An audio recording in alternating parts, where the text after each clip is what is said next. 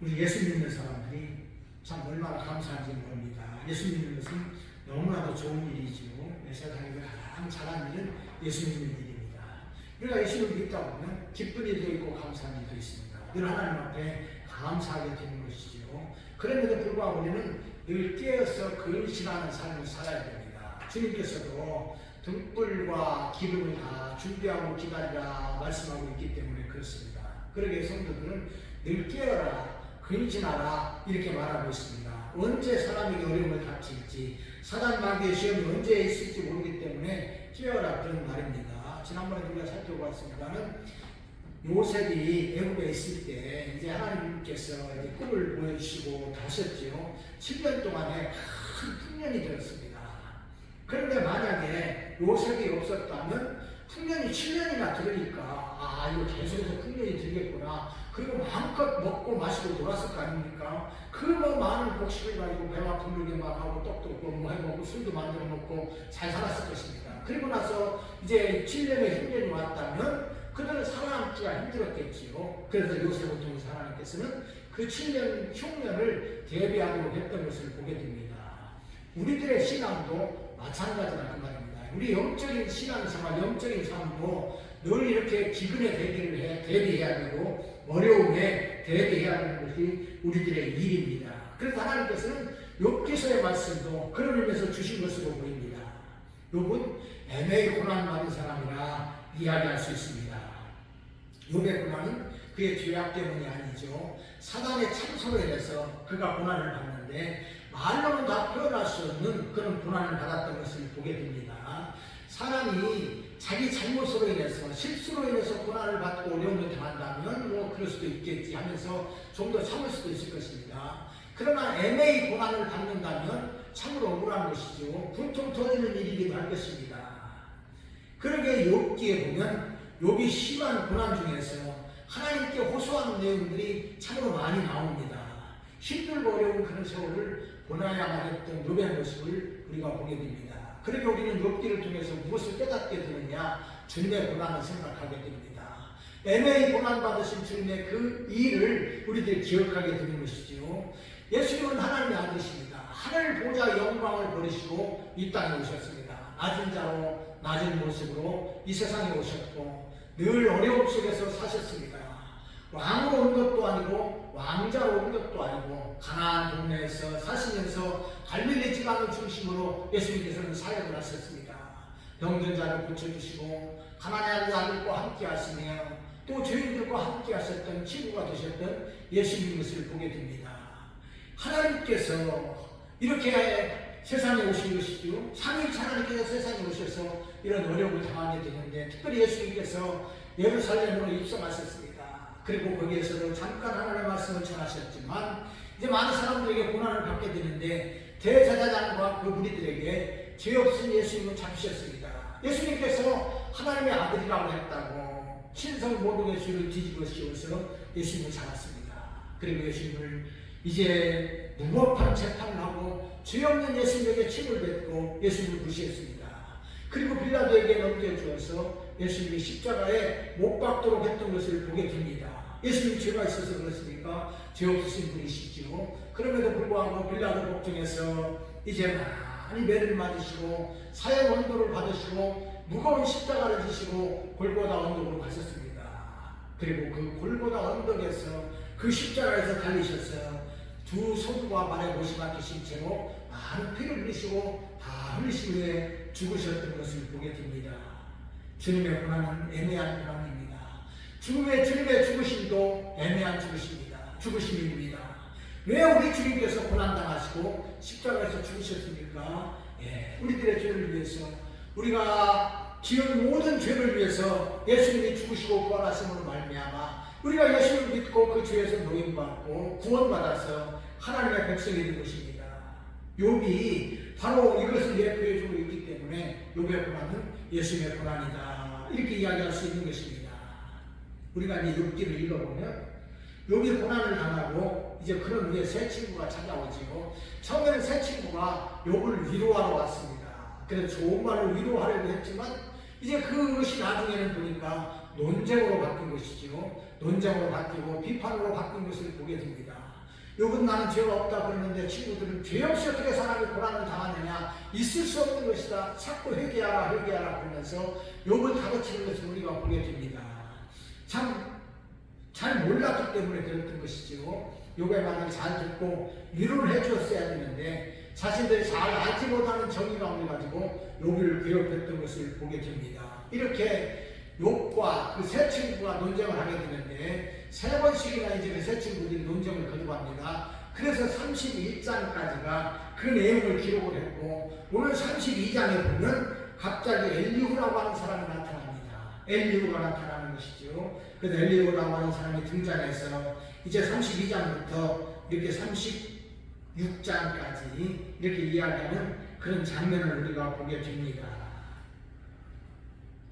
이 엘리후가 누군가 6절에도 그렇고 2절에도 보면 남종족 북수사람 바라겔의 아들 엘리후다 이렇게 말을 하고 있습니다. 아브라함의 조카인 부스의 족속의 엘리후가 성경을 말씀하고 있습니다. 엘리후라고 하는 그 이름을 살펴보면 오늘 바로 설교 제목, 그는 나의 하나님이시다, 그런 뜻입니다. 엘리후의 이름은 그는 나의 하나님이십니다. 하나님이 나의 하나님이시다, 그런 의미를 가지고 있습니다. 그러게 그는 그 이름 그대로 하나님을 잘 경외하는 사람이요 믿음의 사람이다, 이렇게 이야기할 수가 있습니다. 그러게 이 사람이 지혜로운 말을 가지고 새 친구들한테 이야기를 하고 욥에게도 이제 이야기를 하는데, 참으로 이 사람은 지혜자이기 때문에 욥의 고난이 무엇 때문에 그렇게 일어났는지 그것을 말해주고 있는 것을 보게 됩니다. 새 친구는 잘못 짚었지만 이 엘리후라고 하는 사람은 지혜자답게 하나님께서 이 욥에게 고난 주신 그 의미를 잘 짚었던 것을 보게 됩니다. 그러게 우리는 엘리후의 말을 통해서 우리에게 주시는 지혜의 기운을 살펴보도록 하겠습니다. 첫째로, 지혜로운 자는 경청하는 자여야 한다는 말씀입니다. 지혜자의 첫 번째 덕목은 역시 언어의 말입니다. 11절 보니까 보라, 나는 당신들의 말을 기다렸노라. 당신들의 슬기와 당신들의 말에 귀 기울이고 있었노라. 아멘. 엘리후는 욥과 세 친구가 대화 하는 도중에 말에 끼어들지 않고 끝날 때까지 그 말을 기다렸습니다. 당신들의 말을 기다렸노라. 당신들의 슬기와 당신들의 말에 귀 기울이고 있었노라. 이렇게 이야기하는 모습을 보게 됩니다. 오랫동안 논쟁하는 동안 한 번도 끼어들지 않고 잘 경청했다, 그런 말씀입니다. 물론 엘리후가 그 사람들보다는 나이가 어리기 때문에 그러기도 했습니다만은 하여튼 지혜로운 사람입니다. 6절에 보니까 부스사람 바라겔의 아들 엘리후가 대답하여 이르되 나는 연소하고 당신들은 연로함으로 주절에서 나의 의견을 가문해 놓지 못하였노라. 아멘. 여기에 보니까 다른 사람들보다는 엘리후가 나이가 좀 어렸던 것 같습니다. 욥은 그 당시에 이제 나이가 많은 사람이었죠. 왜냐하면 욥의 아들들이 다 장성했습니다.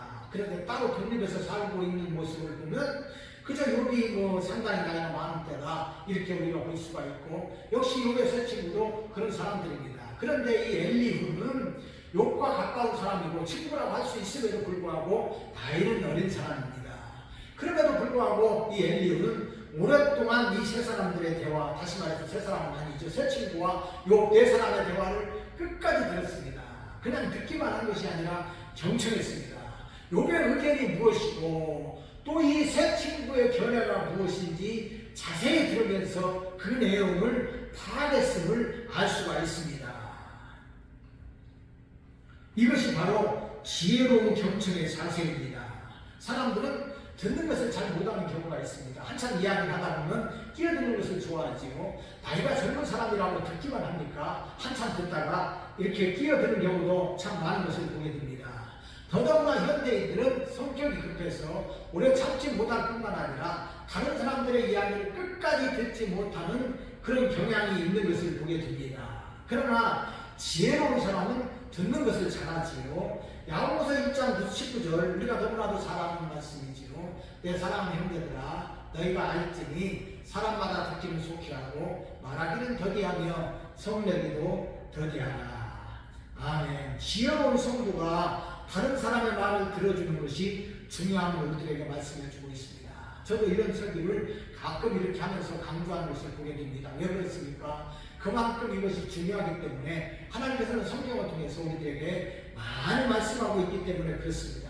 그렇게 하나님의 말씀은 반복이지요. 듣고 또 들으면서 자신을 살피는 것이 중요한데 바로 우리들은 그런 자세를 가져야 된다는 것을 말씀해 주고 있습니다. 성도들은 우리가 복음을 전하기 위해서 말은 하지만 가능하면 하다면 다른 사람의 말을 먼저 듣고 잘 경청해 준 다음에 말하는 것도 참 중요합니다. 그리고 다른 사람의 말을 듣는 것이 중요한데 어떤 사람은 참 어려움을 당해가지고 그 마음속에 답답함이 있습니다. 그러면 이제 아는 사람에게 가서 가까운 사람에게 가서 말을 해주지요. 그러면 참 어떤 사람은 그 말을 끝까지 잘 들어줍니다. 그러면 듣기만 해도 속이 시원하다, 속이 뻥 뚫린다 이런 말을 하는 것을 보게 됩니다. 그러므로 성도는 경청하는 자가 되어야 됩니다. 건성을 함부로 듣고 흘리는 것이 아니라 잘 들어주는 것이 중요합니다.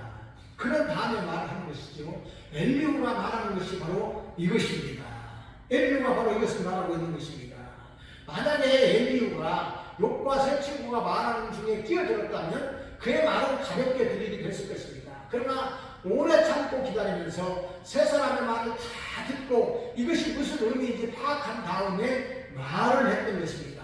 그러기에 엘리후의 말은 더욱 힘이 있고 또 엘리후가 그 모든 대화의 내용을 잘 파악했고 욥의 고난도 무엇을 의미하는지 잘 알았던 것입니다. 그래서 지혜를 가지고 이야기했기 때문에 이 엘리후의 말은 더욱 힘이 있었던 것을 보게 됩니다. 그러므로 우리들도 이것을 생각해야 됩니다. 경청하는 자세가 필요한데 이것이 지혜자의 자세입니다. 잠언 18장 13절에 보니까 사연을 듣기 전에 대답하는 자는 미련하여 욕을 당하느니라. 아멘. 사연을 다 듣지도 못하고 끼어들어버리면 다른 사람들에게 정확한 대답을 해주지 못하기 때문에 오히려 미련한 자로서 욕을 당하게 된다는 것을 말씀해 주고 있습니다. 끝까지 들어봐야 저 사람의 의견이 무엇이며 저 사람이 무엇을 말하려고 하는지 알 것 아닙니까? 그런 다음에 말을 해야 됩니다. 그리고 이제 말을 해도 질서정연하게 필요한 말을 해줘야 되는 것입니다. 때에 맞는 말을 해야만 그 사람에게 이제 좋은 대답이 되는 것이고 그 사람의 마음을 감동시킬 수가 있는 것입니다. 잠언 15장 13절에 보니까 사람은 그 입의 대답으로 말미암아 기쁨을 얻나니 때에 맞는 말이 얼마나 아름다운고. 아멘. 때에 맞는 말을 해주면 아름다운 말이 됩니다. 그래서 그 사람이 대답이 참으로 상대방에게 감동을 줄 수 있는 것입니다. 그러므로 우리들도 다른 사람의 말을 잘 듣고 때에 맞는 말을 해서 다른 사람들에게 기쁨을 주시기 바랍니다. 또한 중요한 것이 무엇이냐? 지혜자는 하나님의 말씀을 잘 듣는 것입니다. 이것이 또한 중요합니다. 시편 78편 1절에 보니까 내 백성이여 내 율법을 들으며 내 입의 말에 귀를 기울일지어다. 아멘. 하나님의 백성은 하나님의 말씀을 잘 들으며 하나님의 말씀에 귀를 기울이라 말씀하고 있는 것입니다. 청종하는 것이죠. 듣고 순종하는 마음으로 듣는 것입니다. 이것이 참으로 중요합니다. 하나님의 말씀을 사모하는 자에게는 그 말씀이 달고 오묘한 말씀으로 들려줍니다. 시편 119편 97절에 보니까 내가 주의 법을 어찌 그리 사랑하는지요 내가 그것을 종일 작은 소리로 읊조리나이다. 아멘. 하나님의 법을 사랑하고 하나님의 말씀을 사랑하는 사람들은 그 마음속에 이 말씀을 간직하고 읊조립니다. 묵상한다 그 말이죠. 그래서 우리가 찬송하고 우리가 살면서도 이 하나님의 말씀을 늘 묵상하면서 새기게 됩니다. 그러면서 어찌하든지 우리가 하나님의 말씀 속에 살려고 노력하는 것이지요. 이런 사람들에게는 하나님의 말씀이 단 말씀이 된다. 이렇게 말씀하고 있는데 시편 119편 103절에 보니까 주의 말씀의 맛이 내게 어찌 그리 단지요 내 입의 꿀보다 더 달이다. 아멘. 하나님의 말씀을 사모하는 자, 참으로 하나님의 말씀을 듣기를 원하는 사람은 그 말씀이 들려질 때에 그 말씀이 단 말씀이 됩니다. 꿀보다 더 단 말씀이 된다. 말씀을 들을 때도 단 말씀이 되고 읽을 때에도 단 말씀이 된다. 그런 말씀입니다. 꿀보다도 더 달다고 말씀하고 있습니다. 그래서 이 말씀을 잘 듣고 그대로 순종하는데 기쁨으로 순종하게 됩니다. 억지로 하면 하나님의 말씀을 듣기도 힘들고 순종하기도 힘듭니다. 그러나 기쁜 마음으로 순종하는 마음으로 듣게 되면 이 말씀이 나에게 꿀보다 더 단 말씀이 되고 이 말씀을 순종하는데 기쁘고 감사함으로 순종하게 되는 것입니다. 이것이 중요합니다. 더구나 우리가 사는 이 시대에는 하나님의 말씀이 더욱 중요합니다. 요한계시록 2장 7절에 보니까 귀 있는 자는 성령이 교회들에게 하시는 말씀을 들을지어다. 아멘. 귀 있는 자는 무엇이냐? 성령이 교회들에게 하시는 말씀을 들어라 그 말입니다. 성령의 말씀을 잘 들어야 됩니다. 성령을 통해서 하나님의 말씀을 잘 들어야 이제 우리가 가야 될 길을 보여주게 되고 순종해야 될 일을 보여주고 하나님 말씀대로 살게 되는 것입니다. 그러므로 우리들이 중요한 것이 무엇이냐? 성령을 통해서 하나님의 말씀을 늘 들어야 됩니다. 그래서 또한 다른 사람들의 말씀도 말도 잘 들어서 그 사람들에게 진리의 말씀으로 빛을 비추는 우리 모두가 되시기를 바랍니다. 둘째로 전능자의 영이 깨달음을 주십니다. 지혜자는 하나님의 영이 있는 자가 그런 말씀입니다. 8절에 보겠습니다. 그러나 사람의 속에는 영이 있고 전능자의 숨결이 사람에게 깨달음을 주시나니. 아멘. 우리 사람의 속에는 하나님의 영이 있지요. 영이 있습니다. 물론 모든 사람이 다 하나님의 영이 있는 것은 아니지요. 예수 믿는 사람들에게 그 속에 영이 있는 것입니다. 하나님께서 사람을 창조하셨죠. 하나님의 형상과 하나님의 모양대로 사람을 창조하신 후에 하나님께서는 동물들과 다르게 그 속에 하나님의 영을 주셨습니다. 그래서 그 안에 생기를 불어넣으셨더니 생명이 되었다. 이렇게 창세기 2장 7절은 말씀하고 있는 것입니다. 창세기 2장 7절에 하나님께서 그 사람을 만드시고 그 속에 생기를 부어넣으시니까 사람이 생명이 되었다. 그렇게 말씀하고 있습니다. 그렇게 사람만의 영혼이 있습니다. 사람만이 귀하지요. 이것은 제가 수없이 강조하기 때문에 우리들이 너무나도 잘 아는 말씀입니다. 이 사람이 생명이 되었다. 그 말은 무슨 말씀이냐? 영원히 사는 생명을 가진 그런 영의 사람이 되었다. 그런 말씀입니다. 그런데 사람이 죄를 지었죠. 아담과 하와가 죄를 지어서 이제 그들아 죄의 결과로 말미암아 죽음에 이르게 된 것입니다. 하나님의 영이 그 안에서 떠나버렸습니다. 그래서 사람이 죽은 사람이 된 것이죠. 그러나 하나님께서는 이 죽은 사람을 살리기 위해서 예수님을 세상에 보내셨고 예수님을 믿는 자는 누구든지 예수님을 믿게 되면 그 영이 살아서 생명이 되는 것입니다. 영생을 얻게 되면 다시 하나님의 영이 그 속에 들어가는 것이죠. 바로 이 성령입니다. 이렇게 새로 태어나는 사람은 거듭난 사람이요 또 새 생명이 되는 것입니다. 새로운 창조물이 되는 것이죠. 하나님의 영이 그 속에 자리 잡게 되기 때문에 그렇습니다. 이와 같이 하나님의 영이 있는 사람만이 참으로 지혜로운 사람이요 하나님의 자녀이고 하나님의 백성이 되는 것입니다. 이와 같이 하나님의 영이 성령이 계신 사람이 성령께서 그 안에서 깨달음을 주십니다. 전능자의 숨결인 하나님의 영인 성령님께서 그리 하는 것이지요. 그러므로 하나님의 영이 그 안에 있는 사람이 진정으로 지혜로운 사람이 됩니다. 우리들도 늘 이것을 생각해야 됩니다. 우리가 예수님을 믿음으로 말미암아 우리가 예수님을 나의 주님으로 믿고 고백하는 사람은 누구든지 그 안에 성령이 있습니다. 그런데 잘 깨닫지 못하는 경우도 있습니다. 그러나 우리가 기도하면서 나아가게 되면 우리 안에서 성령께서 역사하시고 우리 마음을 주장하시는 것을 느끼게 됩니다. 이런 사람이 지혜자가 되어서 하나님의 말씀도 깨닫고 진정으로 세상의 이치와 모든 것을 깨닫는 사람이 되는 것입니다. 이런 사람이 바로 지혜자지요. 9절에 보니까 어른이라고 지혜롭거나 노인이라고 정의를 깨닫는 것이 아니니라. 아멘. 지혜자만이 하나님께서 지혜를 주시기 때문에 인생의 이치와 세상의 이치를 깨닫는 것입니다. 어른이라고 지혜롭지 않다는 말입니다. 세상에서 많은 공부를 하고 많은 지식을 가진 사람이라 할지라도 이 사람이 세상의 이치를 알고 바른 것을 아는 것은 아닙니다. 어른이라고 지혜로운 것이 아닙니다. 노인이 되면 많은 노하우를 가지고 있습니다. 많은 경험이 있지요. 인생을 많이 오래 살다 보니까 인생이 어떤 것인지 어렴풋이합니다. 어떻게 사는 것이 옳은 길인지도 어렴풋이 납니다. 그러나 진정한 의미의 인생을 아는 것이 아니기 때문에 정의를 깨닫는 것이 아닙니다. 그러면 누가 압니까? 하나님의 말씀을 살면서 그 속에 하나님의 영이 있는 사람만이 진정한 지혜자이기 때문에 하나님의 뜻을 깨닫고 인생의 의미를 알고 살아간다는 말씀입니다. 하나님의 영인 성령이 계신 사람만이 진정한 지혜자가 됩니다. 지금 엘리후가 이것을 말하는 것입니다. 욥기 32장 18절에 보니까 내 속에는 말이 가득하니 내 영이 나를 압박함이니라. 내 속에 지혜로운 말이 가득한데 내 영이 이것을 압박한다 말씀을 하고 있습니다. 엘리후는 욥과 세 친구의 말을 다 듣고 기다렸습니다. 그렇게 할 말이 있었음에도 불구하고 때를 기다린 것입니다.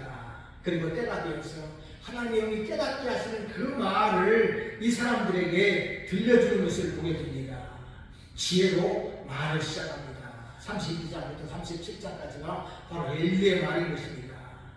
또한 욥의 잘못이 무엇인지도 깨닫게 해줍니다. 그런 후에 하나님께서 나타나셔서 욥과 대화하는 장면을 우리가 욥기를 통해서 보게 됩니다. 우리가 이제 성경에 읽다 보면은 엘리후를 놓치기가 쉽습니다. 욥과 세 친구만 이렇게 이제 얼른 생각하기 쉽지요. 그러나 정말로 지혜로운 사람은 엘리후입니다. 그래서 어떤 사람은 이 엘리후가 중보자다 이렇게 말하는 사람도 있을 만큼 엘리후는 믿음의 사람이요 지혜자였던 것을 보게 됩니다.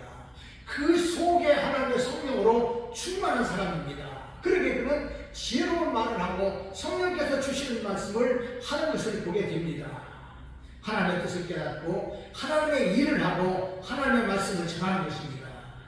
하나님의 성령이 우리 가운데도 계셔야 되고 하나님의 성령께서 깨닫게 해주셔야 된다는 사실을 말씀하고 있는 것입니다.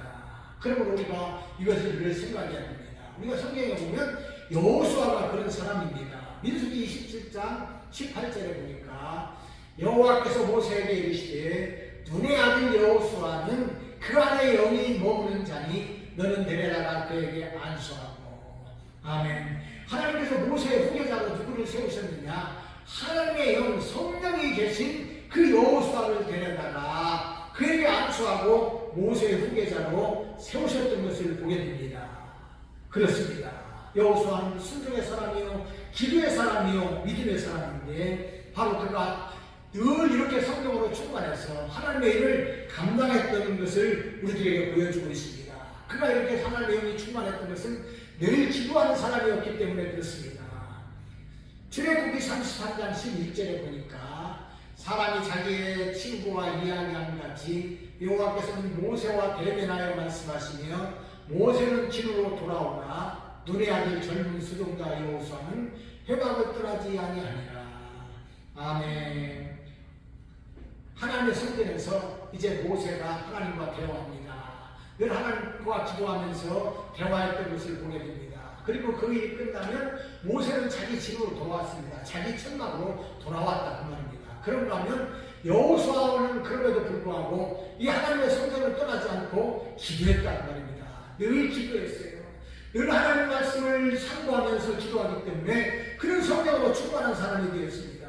그러니 하나님께서는 여호수아를 쓰셔서 모세 다음에 지도자로 세우시고 그를 통해서 하나님의 백성들을 요단강을 건너서 가나안 땅으로 인도했던 것을 보게 됩니다. 바로 이것이 중요합니다. 늘 기도하면서 성령으로 충만함으로 사는 사람은 성령께서 지혜를 주시고 깨닫게 해주시고 필요한 말씀도 주십니다. 하나님은 이런 사람을 통해서 하나님의 일을 이루시기를 원하십니다.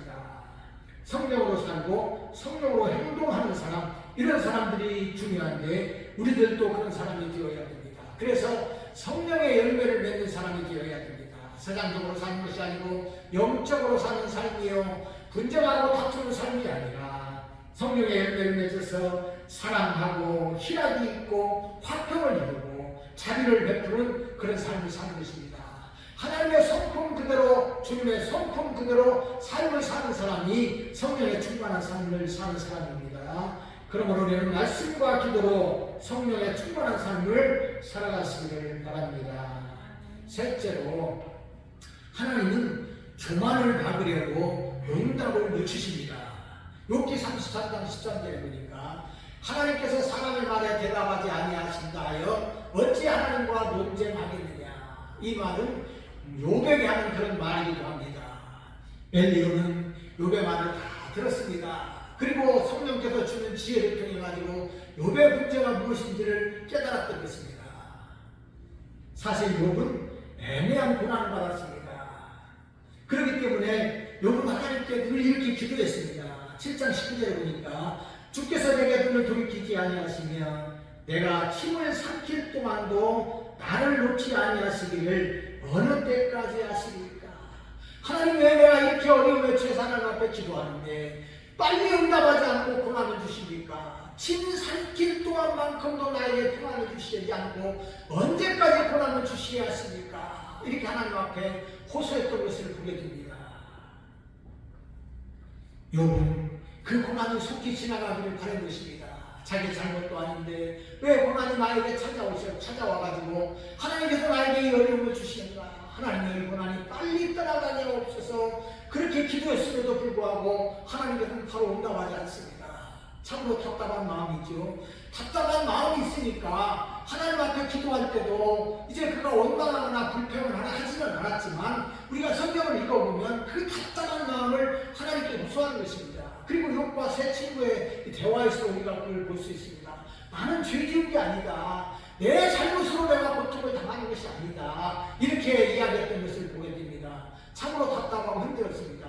왜 하나님이 에베에게 고난을 주시는지 하나님의 뜻을 사실 욥은 잘 몰랐어요. 처음에는. 그러니까 답답하고 호소하니까 하나님 앞에 자기의 그냥 답답함을 호소하고 있는 것을 보게 됩니다. 그리고 이 상황이 욥의 친구들과도 논쟁거리가 되기도 했던 것을 보게 됩니다. 사람이 자기 잘못이 없는데도 애매한 고난이 계속된다면 누구든지 이런 마음을 가질 것입니다. 그리고 믿음이 없는 사람들은 하나님을 원망하기도 하고 하나님을 떠나기도 할 것입니다.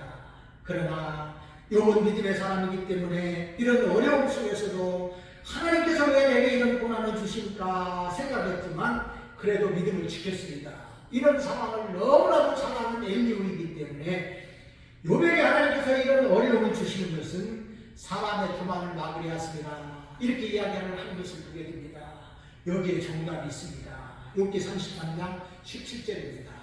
이는 사람에게 그의 행실을 버리게 하려 하시며 사람의 교만을 막으려 하십니다. 아멘. 하나님께서 의인에게 이런 고난을 주시면서 계속된 고난을 주시는 것이 바로 하나님의 뜻인데 악한 행실을 막고 교만을 막으려 하십니다. 이렇게 말씀을 하고 있는 것을 보게 됩니다. 욥은 동방의 의인입니다. 하나님을 너무나도 잘 섬기는 사람입니다. 그런 자기가 부자이면서도 자기만을 위해서 산 사람이 아닙니다. 늘 가난한 사람을 돌보고 고아를 돌보고 과부를 잘 살폈습니다. 많이 도와주는 사람입니다. 그래서 많은 사람들로부터 덕망 있는 사람이다. 이렇게 인정을 받았습니다. 뿐만 아니라 그런 신앙적으로도 믿음적으로도 참 잘 살았습니다. 아들들이 자기 집에서 잔치를 하고 나면 그 숫자도 하나님 앞에 번제를 드리면서 혹시라도 내 아들들이 하나님 앞에 죄를 지었을까 두렵다면서 하나님 앞에 속죄의 번제를 드렸던 것입니다. 믿음의 사람입니다. 참 신앙이 좋은 사람입니다. 그럼에도 불구하고 이제 고난을 주었는데 그만큼 철저하게 지키는 사람인 그가 이제 하나님 앞에서 죄를 범하고 교만하게 살기도 했겠습니까? 그런 그 하나님 앞에 죄를 범하고 교만하겠습니까? 우리가 생각해보면 그는 참 믿음대로 잘 살았을 것이다 이렇게 생각할 수 있습니다. 그러나 그것이 아닙니다. 사람도요 믿음의 삶을 살면서도 교만에 빠지기가 쉽습니다. 아무리 대단한 신앙인이라 할지라도 교만에 빠지기 쉬운데 무슨 교만이냐 하면 바로 바리새인과 같이 되는 것입니다. 바리새인들이 이야기했죠. 나는 저 세리들과 같이 남의 것을 훔치지 않았습니다. 가난한 여인들과 같이 나는 가늠죄를 범하지 않았습니다. 자랑스럽게 하나님 앞에 기도했습니다. 그러나 하나님은 그들의 기도를 듣지 않으셨다고 합니다. 왜 그렇습니까? 교만에 빠졌기 때문에 그렇습니다. 나는 하나님을 잘 섬기는 사람이야. 그냥 대충 섬기는 저 사람들하고는 달라. 나는 하나님 앞에 바른 사람이야. 이렇게 교만하기 쉬운 것이 바로 신앙인들의 자세입니다. 그러게 성경은 많은 의인이 되려고 하지도 말고 많은 그 악인이 되려고 하지도 말라 이렇게 말씀하고 있는 것을 보게 됩니다. 성공한 사람이 교만하기 쉬운 것처럼 믿음도 그럴 수 있다는 말씀입니다. 다른 사람보다 더 우월한 신앙이라는 자기 만족과 거기에 따르는 교만이 생길 수 있다, 그런 말씀입니다. 그러기에 교만은 패망의 성공이기 때문에 믿음의 자부심을 가진 사람도 무너질 수 있는 것입니다. 그래서 바울도 그런 고백을 했던 것을 보게 됩니다. 바울이 고린도전서 9장 27절에서 내가 내 몸을 저 복종하게 하면 내가 남에게 접한 후에 자신이 도리어 버림을 당할까 두려워하리로다, 이렇게 말씀을 하고 있습니다. 바울 사도는 하나님 말씀대로 살았습니다. 늘 순종하는 사람이고 복음을 전하는 사람이었습니다. 많은 고난도 당했습니다. 그럼에도 불구하고 바울이 이야기합니다. 내가 내 몸을 쳐서 복종케 하면 내가 남에게 이렇게 많이 복음을 전하고 하나님 앞에 쓰임을 받은 후에 내가 버림을 받을까 두려워하기 때문이라고 말하고 있는 것을 보게 됩니다. 신앙인들도 넘어지기 쉽습니다. 넘어질 수 있습니다.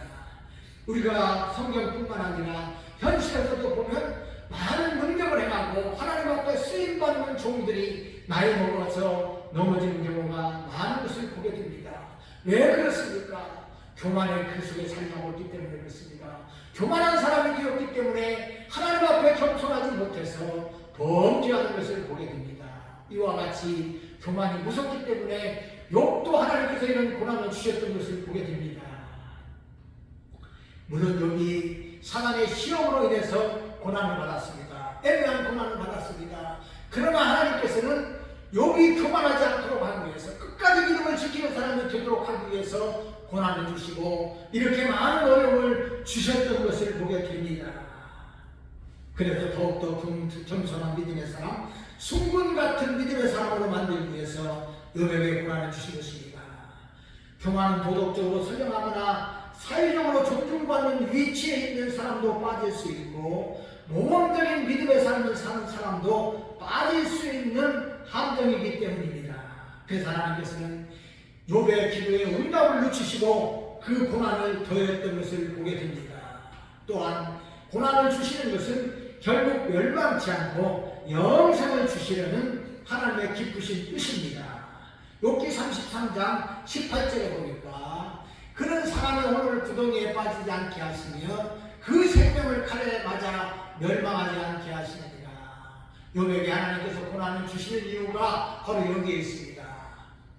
그 혼을 구덩이에 빠지지 않게 하시고 멸망당하지 않게 하기 위해서 하나님께서 고난을 주셨습니다. 그래서 그가 구원의 완성을 이루도록 했던 것을 보게 됩니다. 천국으로 인도하기 위해서 하나님께서 고난을 주신 것입니다. 그러므로 우리들도 이 일을 늘 생각하시기를 바랍니다. 우리가 예수 믿고 평안함만 있으면 얼마나 좋겠습니까? 늙도록 장수하면서 건강하다가 살다가 이 세상을 떠나면 얼마나 좋겠습니까? 그러나 사람에게는 고난도 찾아옵니다. 예수 믿는 사람들도 어려움을 당하기도 합니다. 물론 지금은 우리가 어려움이 없지요. 그렇게 살 수도 있습니다. 그러나 우리는 늘 이것을 생각해야 됩니다. 사람이 항상 편안하게만 사는 것이 아니라 우리 인생 가운데서도 우리에게 고난도 있고 어려움도 찾아온다는 사실을 늘 생각하면서 우리는 이것을 또한 대비하면서 살아가야 됩니다. 어려움이 당하면 하나님이 나를 사랑하시는 증거다. 나를 하나님이 사랑하시기 때문에 나를 천국으로 인도하시고 내가 교만하지 않도록 하기 위해서 나에게 어려움을 주시는구나, 이렇게 생각하시기를 바랍니다. 말씀을 마칩니다. 우리는 예수 믿고 구원받은 하나님의 자녀들입니다. 하나님을 나의 하나님으로 나의 아버지로 믿습니다. 하나님은 나의 하나님이십니다. 그러므로 하나님의 자녀의 삶은 늘 말씀 속에서 살아야 됩니다. 다른 사람들의 말도 잘 들어주고 또 그들에게 위로만 해주고 하나님의 말씀도 우리가 늘 사모하면서 순종하는 그런 삶을 살아야 됩니다. 그러기 위해서 우리는 어찌해야 됩니까? 늘 기도하면서 성령으로 충만해야 됩니다. 우리 주님으로 충만해야 됩니다. 그래서 우리 속에 계신 성령께서 늘 우리를 충만하시도록 우리 마음을 충만하시도록 함께 해야 되는 것입니다. 사람의 마음이 중요합니다. 마음이 생각을 지배하고 생각은 행동을 지배하기 때문에 그렇습니다. 그러니까 우리 성령님께서 우리의 마음을 다스려 주시도록 우리가 기도해야 됩니다.